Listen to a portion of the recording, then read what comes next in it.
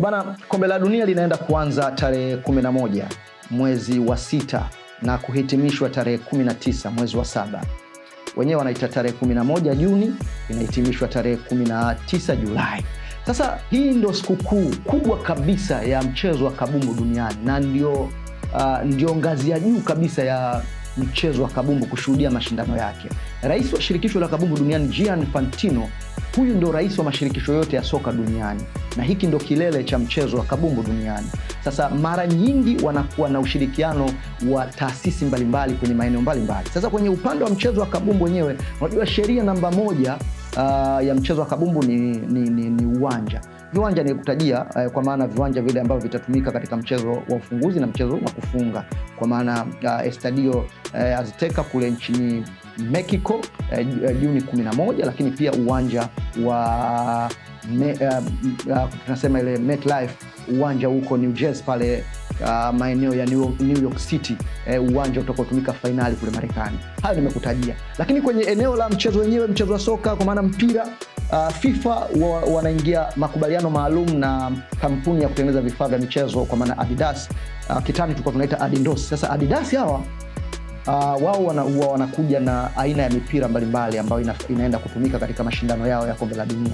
Inawezekana hujui ama ulikuwa unajua, lakini acha tukumbushane. Mwaka 2022 kule nchini Qatar, Adidas walikuja na idea ya mpira ulikuwa unaitwa Al Rahila. Huu ndio uliotumika kule nchini Qatar. Lakini nikikurudisha nyuma 2014 kule Brazil, mpira uliotumika ulikuwa unaitwa Brazuca. Lakini nikikurudisha 2010 nyumbani barani Afrika ya Kusini kwa Mzee Madiba, pale kulikuwa na mpira unaitwa Jabulani. Sio kama tunaelewana?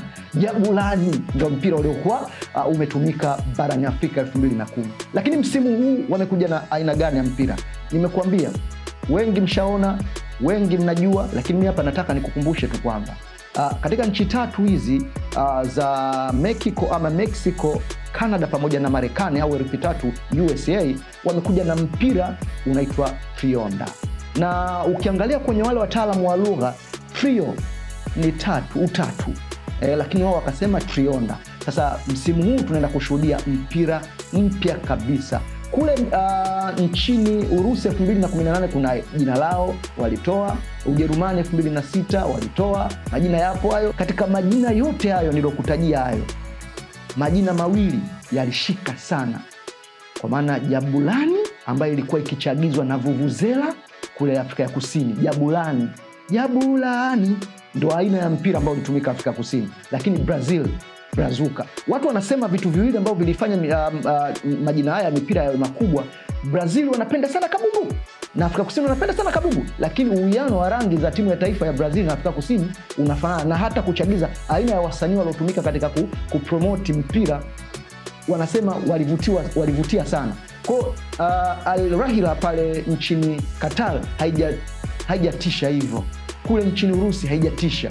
Nchini Ujerumani 2006 haijatisha. Je, tutarajie nini kwenye Trionda? Kwa maana mpira huu utaenda kutumika pale Mexico, Canada pamoja na Marekani. Jukumu ni lako kucomment, kuniandikia hapo chini kupitia Satmedia hapa chini hapa.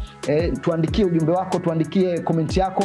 Wewe unadhani mpira huu wa Trionda utaenda kukick off, utaenda kutisha kuliko mipira iliyotumika katika previous tournament za kombe la dunia? Ni jukumu lako. Sasa tuandikie hapo. Trionda ndio mpira rasmi ambao unaenda kutumika katika kombe la dunia la mwaka 2026, Mexico, Canada pamoja na Marekani. Mimi naitwa Kione Hamis Mauruku, director Mui kwenye kamera. Ndio tunakupa hivyo dondoo mbalimbali kuelekea kombe la dunia la 2026 likianza tarehe 11 Juni hadi tarehe 19 Julai. Ting tapa ting kitu baada ya kitu. Waya se.